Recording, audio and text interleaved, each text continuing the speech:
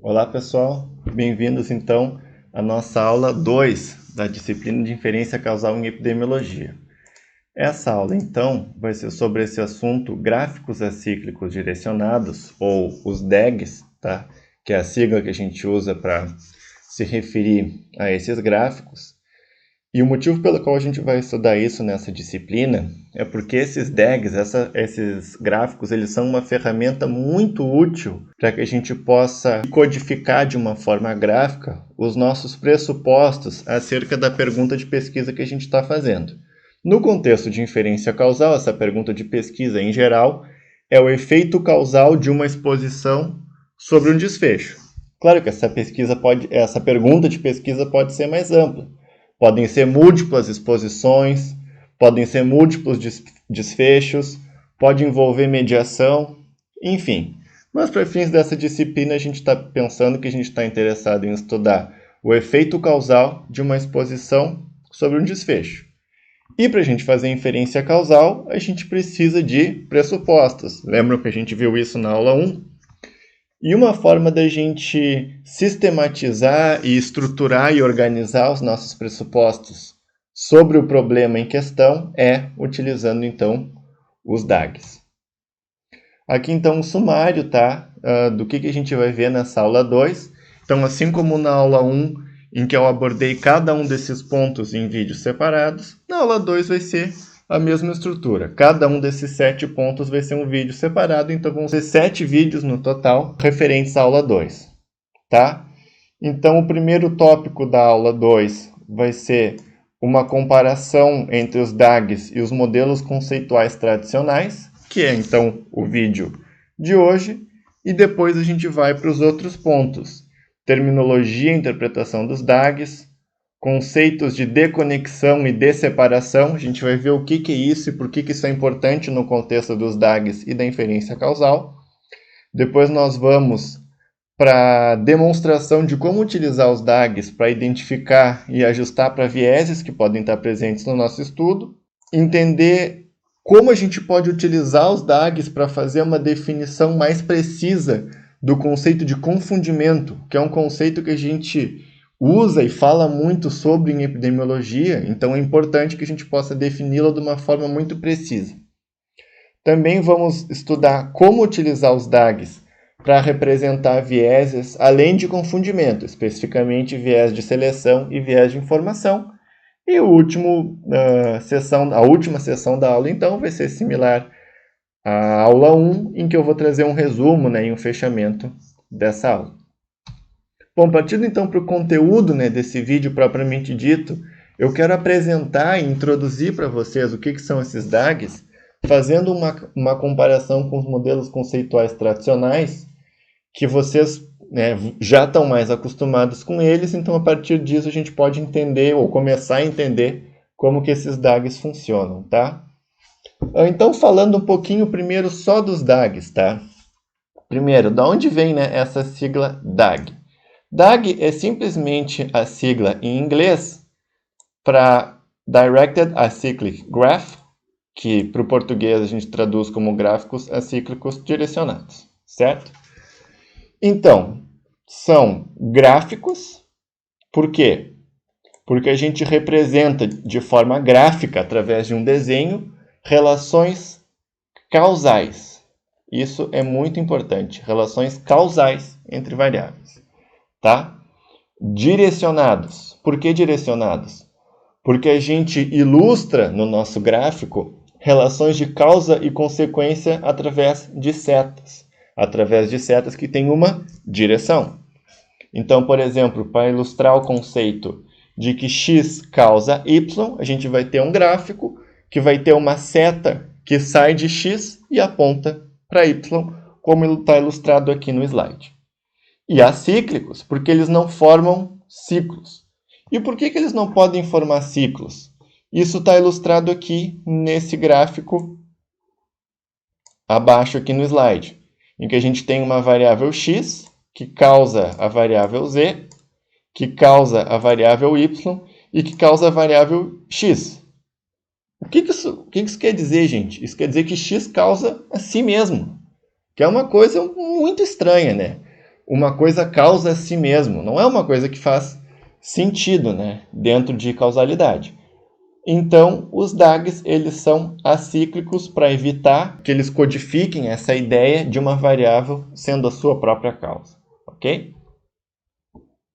Bom, vamos então tentar traçar um paralelo ou entender, né, as similaridades e as diferenças entre os DAGs e os modelos conceituais tradicionais para começar a construir o nosso entendimento sobre o que são os DAGs. Tá? Pensando assim de uma forma um pouco mais geral, um pouco menos precisa, a gente poderia dizer que os DAGs eles são um tipo de modelo conceitual. Por quê? Porque a gente utiliza os DAGs para sumarizar e para codificar de forma gráfica o nosso entendimento conceitual sobre o assunto. Então, de uma certa forma, os DAGs são sim um tipo de modelo conceitual. E tanto no modelo conceitual tradicional quanto nos DAGs, o critério de temporalidade é soberano. Ou seja, eu nunca posso ter um modelo conceitual em que temporalidade entre variáveis é violado. Por exemplo, se x precede y no tempo, em nenhum modelo conceitual meu eu posso ter uma situação em que y é uma causa de x. Não faz sentido nenhum do ponto de vista causal, certo? Bom, os modelos conceituais tradicionais, que eu estou usando essa sigla aqui para representar essa expressão, as variáveis elas vão ser organizadas, elas costumam ser organizadas em níveis hierárquicos, né? Então eu vou ter um nível hierárquico mais distal com relação ao desfecho, um nível hierárquico mais proximal com relação ao desfecho e assim por diante. Os modelos conceituais tradicionais eles são em geral mais simples de elaborar do que os DAGs, fazem pressupostos menos exigentes com relação a gente deixar explícita quais são as relações causais no modelo e também permitem, né, apesar dessa simplicidade, eles permitem que a gente identifique potenciais confundidores e potenciais variáveis de mediação, tá? Já nos DAGs, a gente organiza as variáveis conforme as suas inter-relações causais, tá? Portanto, eles acabam sendo mais complexos, exigindo que a gente declare no modelo através de formas gráficas, né, através de setas, todas as relações causais entre todas as variáveis incluídas no gráfico. Também permitem identificar potenciais confundidores e mediadores, porém eles acabam sendo um pouco mais úteis que os modelos conceituais tradicionais na identificação de alguns outros tipos de vieses que nem sempre são claros, tá? Quando a gente utiliza os modelos conceituais tradicionais. Então, os DAGs permitem identificar esses outros vieses e formas de lidar com eles. E a gente vai ver ao longo da aula exemplos, né, desses outros vieses que a gente consegue identificar utilizando os DAGs, certo? Então aqui, gente, para a gente ter uma ilustração um pouco mais concreta, né, da relação ou da similaridade e das diferenças entre os DAGs e os modelos conceituais tradicionais, eu trago aqui um exemplo bem simples, em que o objetivo da análise é entender a relação entre peso ao nascer, como variável de exposição, e altura aos 30 anos de idade, como variável de desfecho. Então, para isso, a gente tem como outras covariáveis as que estão listadas aqui. Sexo, escolaridade materna ao nascer, renda familiar ao nascer, altura aos 10 anos de idade e renda aos 40 anos de idade. Eu não estou dizendo aqui, gente, que essas são todas as covariáveis que a gente precisaria medir para estudar a relação entre exposição e desfecho, tá? Isso aqui é só um exemplo hipotético, tá? Bom, com base nisso, vamos desenhar os nossos dois modelos conceituais, o tradicional e o DAG. Aqui, então, seria um exemplo, né, de um possível modelo conceitual tradicional, em que a gente tem as variáveis organizadas em níveis, aqui as socioeconômicas e o sexo do indivíduo como variáveis mais distais, né, do desfecho. Aqui, então, nós temos o peso ao nascer, que é a nossa variável de exposição. Na nomenclatura que a gente definiu na aula 1, seria o nosso x.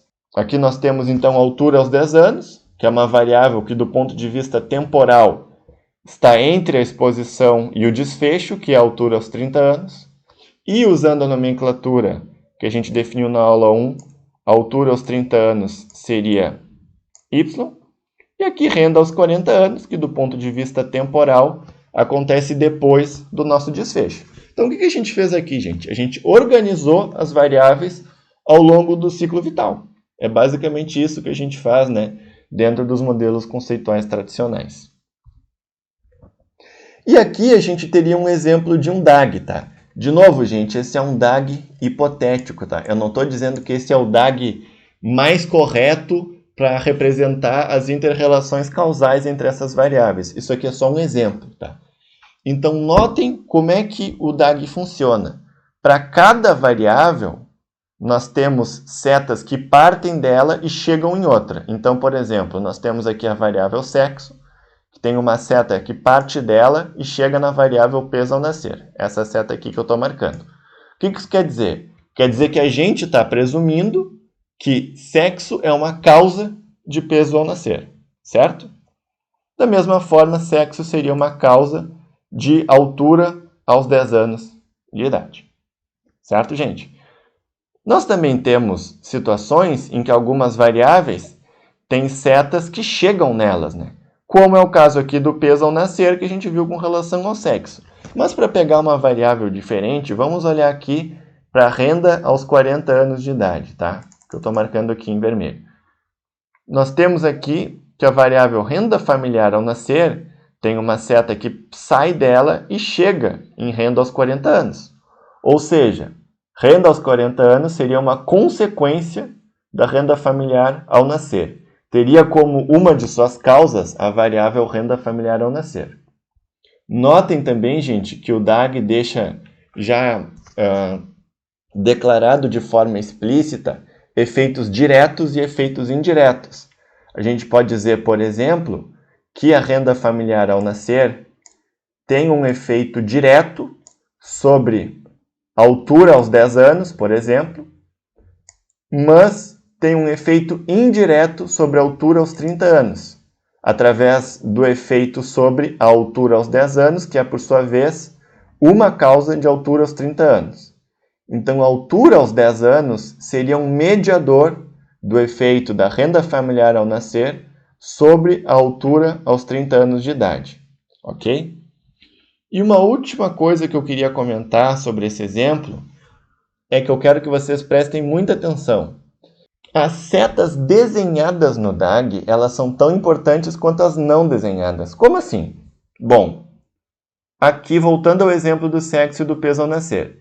A gente está presumindo, né, no nosso modelo conceitual que sexo é uma causa de peso ao nascer, certo? Mas, por exemplo, não tem nenhuma seta que sai de sexo e chega em escolaridade materna. Tá? Estou dando um exemplo, eu não estou dizendo que isso seria plausível. Tá? Bom, como essa seta não existe, a gente está afirmando que sexo não é uma causa da escolaridade materna. Ou seja, no DAG a gente não consegue ficar em cima do muro. Ou a variável é uma causa de outra, ou é uma consequência, ou elas não têm uma relação causal direta. Tá? Então, por isso que os DAGs são tão precisos e tão explícitos. Porque a gente desenhar ou não desenhar uma seta, ambas as situações é uma afirmação com relação às relações causais entre as variáveis em questão. Certo, gente? Bom, espero que tenha ficado claro para vocês essa primeira introdução sobre o que são os DAGs. E com isso a gente conclui a parte 1 da aula 2 da disciplina de inferência causal em epidemiologia. E eu vejo vocês, então, para a parte 2 da aula 2. Até logo!